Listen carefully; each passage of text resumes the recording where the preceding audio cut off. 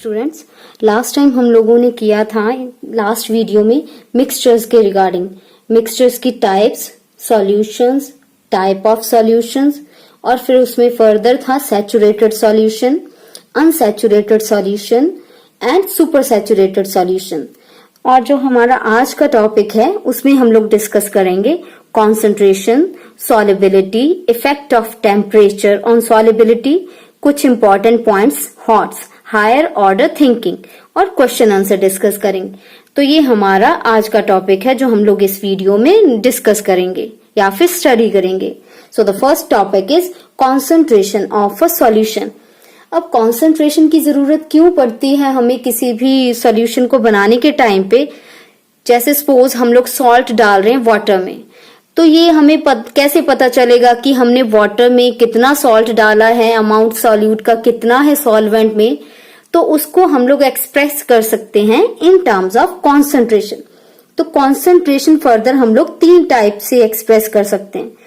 तो कॉन्सेंट्रेशन है क्या? Relative amount of solute and solvent, कितने सॉल्वेंट में कितना सॉल्यूट हमने डाला है to form solution, that is concentration. तो कॉन्सेंट्रेशन जो है हम लोग फर्दर डिफरेंट मेथड से एक्सप्रेस कर सकते हैं। So the first one in your syllabus is mass by mass percent. Mean to say जो सॉल्यूट होगा वो भी मास की फॉर्म में होगा, ग्राम्स की फॉर्म में, और जो सॉल्वेंट है वो भी ग्राम्स की फॉर्म में, मास की फॉर्म में होगा। मास लेंगे हम लोग उसकी percentage, how much percentage solute in a given solvent. Second type is volume by volume. ये था ग्राम इन ग्राम, दोनों ग्राम्स में थे। तो volume means millilitres, litres etcetera.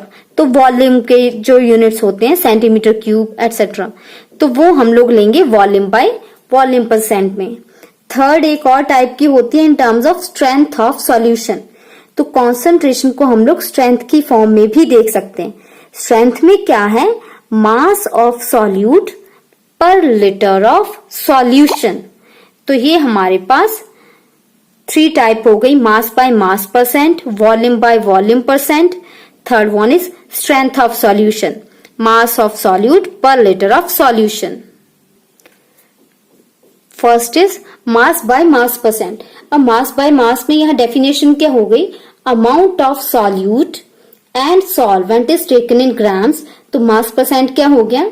जिसकी हमने परसेंटेज निकालनी है। Most of the time the concentration is expressed in terms of solute amount, कितना सॉल्यूट का अमाउंट है सॉल्वेंट में। इन जनरल अगर सॉल्वेंट का अमाउंट पूछा हो तो वो भी हम लोग इस फॉर्मूला की हेल्प से फाइंड आउट कर सकते हैं। So the first is mass percent of A. A मैंने किसको लिखा है? सॉल्यूट को। और सॉल्वेंट को क्या लिखा है यहाँ पे? बी। तो mass percent of A means mass of A, W weight of A upon total mass of solution. Total mass of solution किसके इक्वल होगा? Mass of solute plus mass of solvent. क्यों? क्योंकि आपके पास क्या होता है? Solute plus solvent is equal to solution. तो mass of solution means mass of solute plus mass of solvent. So weight of solute upon weight of solute plus solvent into 100. तो similarly mass percent of B solvent, weight of B solvent upon weight of solution into 100. इसकी example लिखी है यहाँ पे मैंने एक, a solution is prepared by dissolving 10 gram of urea in 90 gram of water. अब हमने क्या कहा था? जो चीज ज्यादा अमाउंट में होती है वो होता है हमारा सॉल्वेंट, और जो कम अमाउंट में होती है वो होता है हमारा सॉल्यूट। तो urea is solute and water is solvent. So the question is what is the mass percent of urea in the solution? तो मास ऑफ सॉल्यूशन क्या होगा? Mass of solute plus mass of solvent, 90 plus 10 is equal to 100। तो mass percent of urea, weight of urea upon weight of urea plus weight of water into 100। यूरिया कितना है? 10 ग्राम, और urea और water total मिला के 100 ग्राम, 10 upon 10 plus 90 into 100। So the percentage is 10%। तो हमारा यूरिया कितना है सॉल्यूशन में? 10% सॉल्यूशन। तो इट मीन्स 10% सॉल्यूशन क्या हुआ कि 10 gram urea is dissolved in water to make 100 gram of solution. 100 gram solution बनाने के लिए हमने 10 ग्राम यूरिया को डिसॉल्व किया है इन वाटर. हमारी सेकेंड एग्जाम्पल क्या है? Calculate the masses of cane sugar and water required to prepare 250 gram of 25% solution of cane sugar. It means अगर हमने 25% शुगर बनाना है, 25% सॉल्यूशन बनाना है केन शुगर का, तो उसके लिए हमें कितनी केन शुगर चाहिए 250 ग्राम सॉल्यूशन बनाने के लिए? Concentration should be 25% and total amount of solution should be 250 gram. तो mass percent is equal to mass of that component upon total mass of solution into 100. तो mass percent 25 is equal to mass of cane sugar upon mass of solution 250 gram into 100. तो mass of cane sugar कितना आ गया आपके पास? 25 into 250 ग्राम upon 100. तो ये नीचे चला जाएगा डिनोमिनेटर में. So the amount of cane sugar will come 62.5 gram. अब मास ऑफ वाटर भी पूछा है उन्होंने, तो mass of solute plus mass of solvent is equal to mass of solution is equal to 250 grams. तो 62.5 gram cane sugar plus mass of water is equal to 250 gram. तो mass of water कितना आ जाएगा आपके पास? 250 minus 62.5 gram is equal to 187.5 ग्राम. 187.5 ग्राम. तो इस तरह से बेसिकली आपको फॉर्मूला माइंड में होना चाहिए. Accordingly you can put the values to find out your required term. हमारे पास नेक्स्ट सेकंड टाइप है वॉल्यूम बाय वॉल्यूम. तो दोनों जो सॉल्यूट का अमाउंट है और सॉल्यूशन का अमाउंट है, या फिर बोल रहे हैं हम लोग न्यूमरेटर की वैल्यू और डिनोमिनेटर की वैल्यू, दोनों के टर्म में है वॉल्यूम के यूनिट्स. वॉल्यूम के यूनिट्स क्या क्या क्या हो सकते हैं? Millilitres, litres, centimetre cube, metre cubes etcetera. तो volume percent is equal to volume of that component upon total volume of solution into 100. तो इसमें एग्जांपल लेंगे हम लोग. A solution contains 5 ml. जो मास बाय मास था वहां थे ग्राम्स यूनिट, यहाँ है millilitres. 5 millilitres of alcohol mixed with 75 millilitres of water. So solvent का अमाउंट कितना है? 75 मिलीलीटर्स. और अल्कोहल सॉल्यूट कितना है? 5 ml, 5 मिलीलीटर्स. तो सॉल्यूट प्लस सॉल्वेंट 75 प्लस 5 कितना हो गया? 80 मिलीलीटर्स. तो हमारा volume of solution is equal to 5 plus 75 80 millilitres. Volume of solute 5 ml. तो into 100. Calculate concentration of solution in terms of volume percent. तो कॉन्सेंट्रेशन सॉल्यूशन की हमने क्या कहा था? सॉल्यूट के विद रिस्पेक्ट टू हम लोग फाइंड आउट करते हैं. तो volume of solute upon volume of solution into 100 is equal to 6.25%. तो ये आ गया हमारा वॉल्यूम परसेंट. नेक्स्ट है हमारे पास जो थर्ड टाइप हमने कहा था strength of solution. Strength of solution means grams of solute per litre of solution. अब देखो जो हमने फर्स्ट किया मास बाय मास, तो सॉल्यूशन भी ग्राम्स में था, सॉल्यूट भी ग्राम्स में था. सेकंड हमने किया वॉल्यूम बाय वॉल्यूम. यहाँ सॉल्यूट भी वॉल्यूम के यूनिट्स पे है, मिलीलीटर्स बोल सकते हैं हम लोग या फिर लीटर्स. तो मिलीलीटर्स हैं और सॉल्यूशन भी वॉल्यूम की टर्म में है, वॉल्यूम बाय वॉल्यूम. तो यहाँ क्या है? मास बाय वॉल्यूम, क्योंकि grams of solute per litre of solution. तो मास बाय वॉल्यूम हो गया. मास के यूनिट्स होते ग्राम्स, वॉल्यूम के होते लीटर. तो जब स्ट्रेंथ लेंगे हम लोग तो उसके यूनिट्स आ जाएंगे ग्राम पर लीटर. जब परसेंटेज की फॉर्म में है वॉल्यूम बाय वॉल्यूम या फिर mass by volume, mass by मास, तो उसमें परसेंटेज है, यूनिट्स नहीं है साथ में. So for example calculate the strength of solution containing 5 gram solute in 500 ml solution. तो सॉल्यूशन का वॉल्यूम और सॉल्यूट का मास.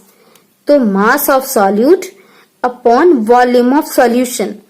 अब यूनिट्स हमने क्या कहा है, किस फॉर्म में है, ग्राम्स पर लीटर। ये क्या था, मिलीलीटर्स।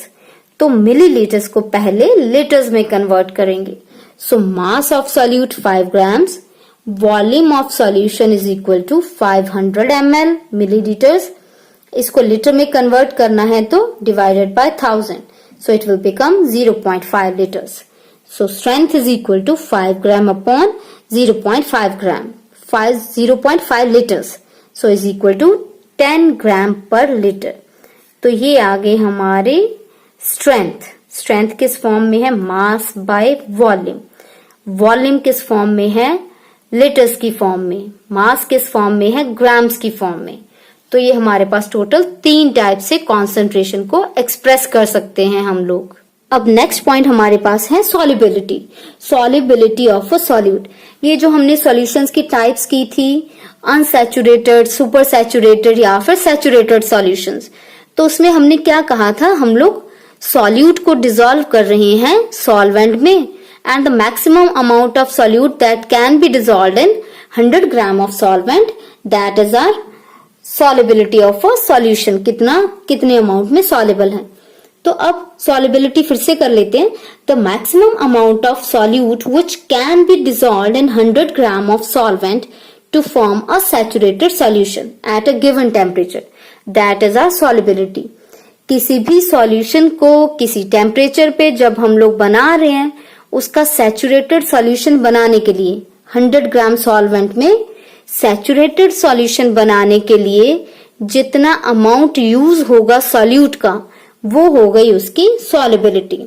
यहां जैसे एग्जांपल्स हम लोग डिस्कस करेंगे। Question, 4 gram solute is dissolved in 40 gram of water to form a saturated solution, calculate the solubility of solute.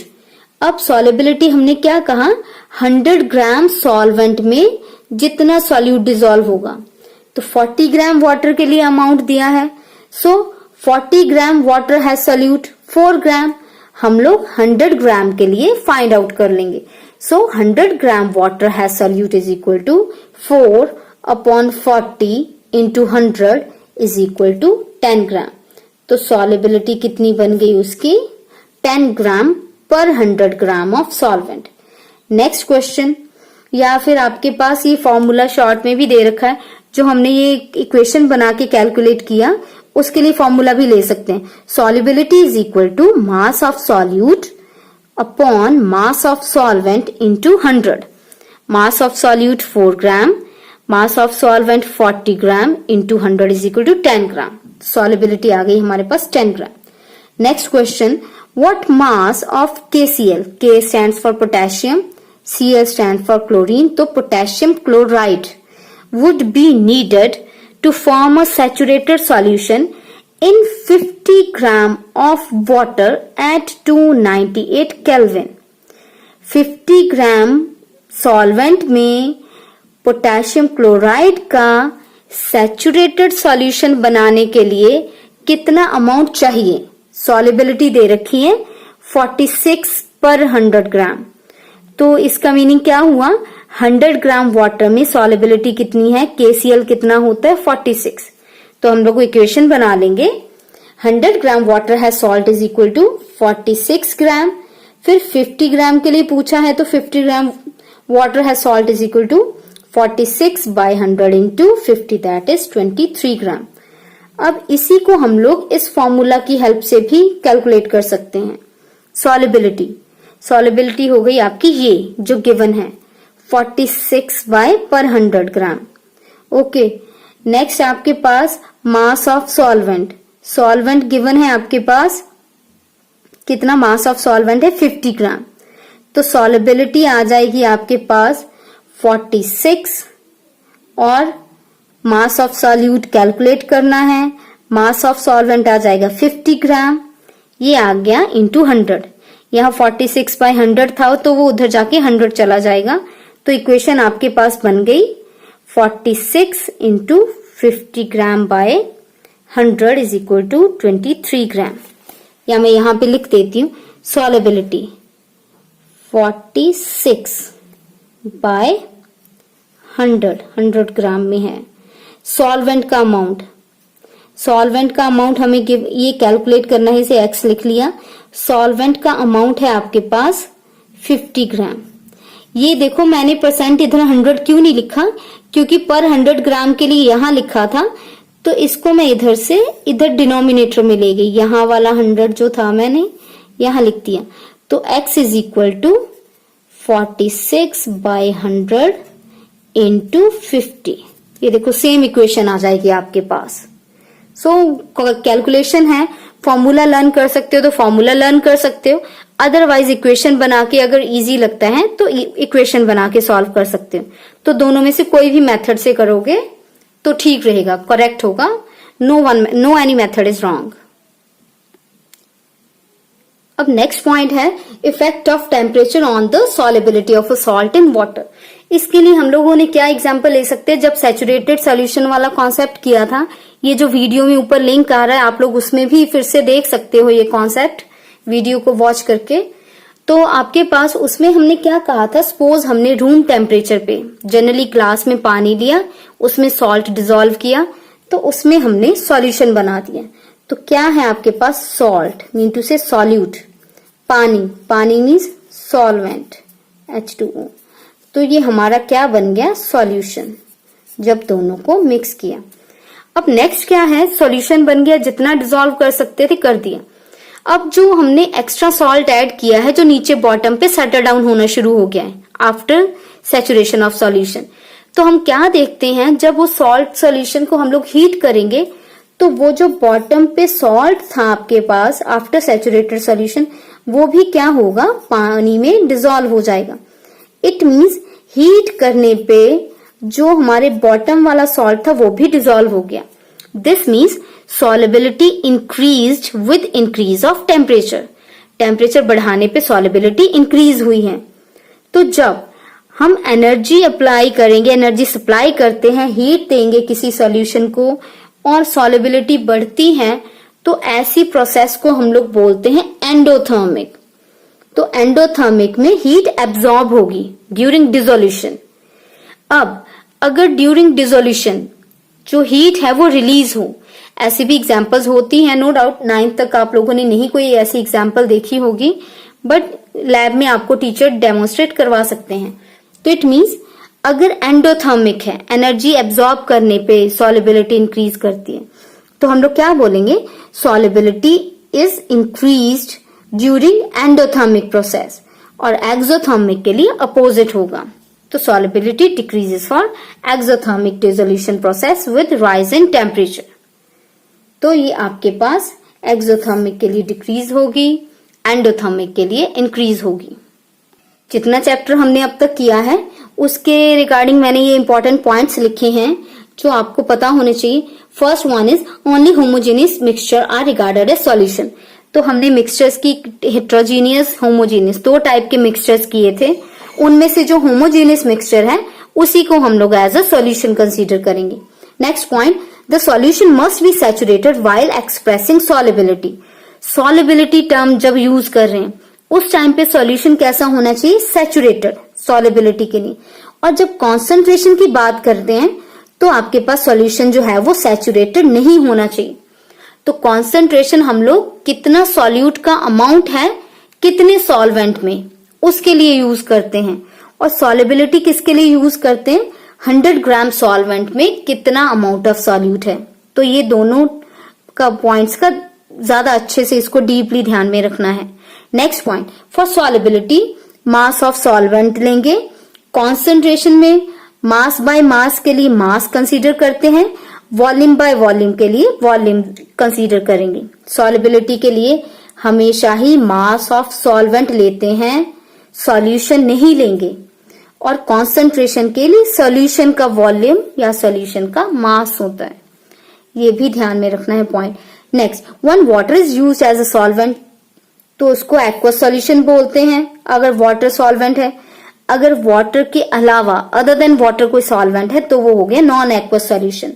Next point, the maximum amount of solute which can be dissolved in 100 gram of solvent to form a saturated solution at a given temperature is known as solubility. तो ये हमारा solubility की definition हो गई।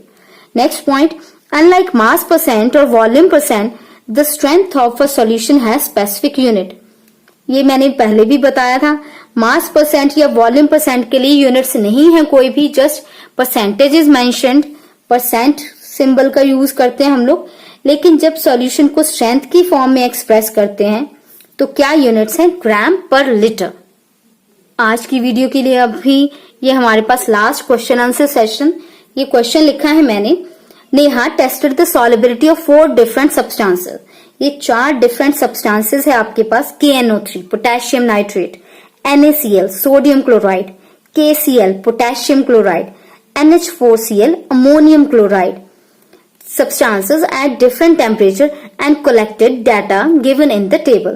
ये उसकी detail है जो उसने एक्सपेरिमेंट किया। Dissolved in per 100 gram of water to form saturated solution। First question, what mass of KNO3 would be needed to produce a saturated solution in 50 gram of water at 313 Kelvin temperature। तो ये आपके पास KNO3 first salt जो है, क्या पूछा है, saturated solution बनाना है इस टेम्परेचर पे 50 ग्राम के लिए, तो उसको कितना सॉल्ट चाहिए। तो देखो सॉल्युबिलिटी ये 100 ग्राम के लिए है, तो 313 केल्विन टेम्परेचर पे क्या है, 100 ग्राम वाटर में 62 ग्राम सॉल्ट है, तो 50 ग्राम के लिए कितना हो जाएगा, 62/100 इंटू 50। तो ये आ जाएगा amount of KNO3 for 50 gram of water. Next question, Neha make saturated solution of KCl। KCl है ये potassium chloride in water at 353, ये लास्ट वाला 353 kelvin temperature, and leaves the solution to cool at room temperature. ये हो गया हमारा room temperature. What would she observe as the solution cool? Explain। अब इसमें हमने क्या कहा है, टेम्परेचर राइज करने के साथ साथ सॉल्युबिलिटी इंक्रीज हो रही है। देखो रूम टेम्परेचर पे 35 ग्राम है 100 ग्राम सॉल्वेंट के लिए, और 353 केल्विन पे है 54 ग्राम। अब जब सॉल्यूशन टेम्परेचर कम पे आएगा, लोअर होगा उसका टेम्परेचर, तो जो एक्स्ट्रा सॉल्ट डिसॉल्व हुआ था वो फिर से क्रिस्टल्स की फॉर्म में सॉल्यूशन में सेटल डाउन हो जाएगा, तो उसके प्रेसिपिटेट बन जाएंगे। This means on cooling the liquid mixture the solution in the solution there will be precipitation और रिक्रिस्टलाइजेशन ऑफ द सॉल्ट। जो एक्स्ट्रा सॉल्ट था वो फिर से नीचे क्रिस्टलाइज होके सेटल डाउन हो जाएगा। Next point, third question, find the solubility of NaCl and KCl at 293 Kelvin। 293 Kelvin, which salt has more solubility at this temperature? किसका कंपेयर करना है, NaCl और KCl का, इन दोनों का at 293। 293 में इसकी है 36 ग्राम और इसकी है 35 ग्राम। इट मीन्स NaCl का अमाउंट ज्यादा डिसॉल्व हो रहा है, तो NaCl की सॉल्युबिलिटी ज्यादा है than KCl। Next last point, what is the effect of change of temperature on solubility. ये टेम्परेचर बढ़ा रहे हैं तो अमाउंट भी इंक्रीज हो रहा है सॉल्ट का। This means solubility is increasing with increase in temperature. Next question is, the teacher instructed 3 students A, B, C respectively to prepare a 50% mass by volume।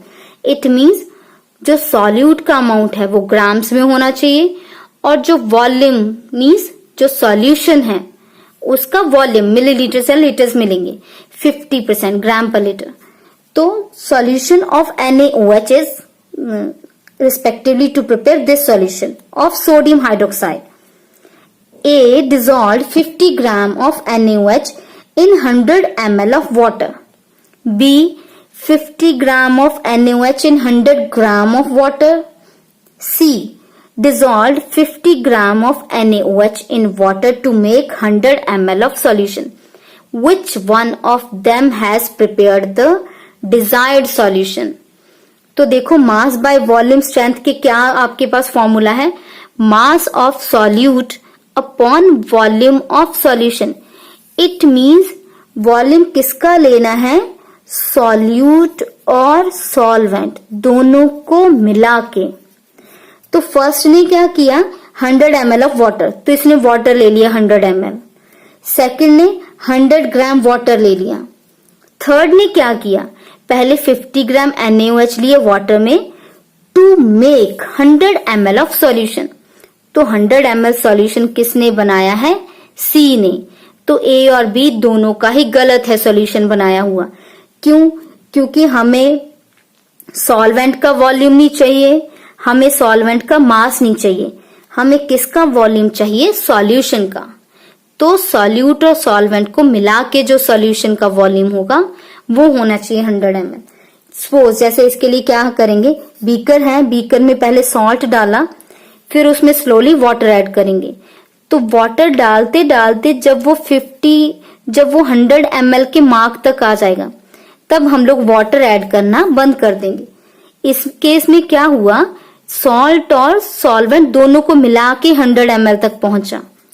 अगर एक ही बात देखें, उसने पहले 100 ml पानी ले लिया, फिर बाद में सॉल्ट डाला, उससे क्या होगा, जो लेवल है वो राइज कर जाएगा आफ्टर एडिशन ऑफ सॉल्ट। तो ग्राम्स के केस में भी यही होगा, 100 ml के केस में भी यही होगा। So the best method was, और the correct method was from C ने जो सॉल्यूशन बनाया वो ठीक था। Now the last question for this video, what volume of ethyl alcohol, ethanol and water must be mixed to prepare 250 ml of 60% volume by volume solution of alcohol in water।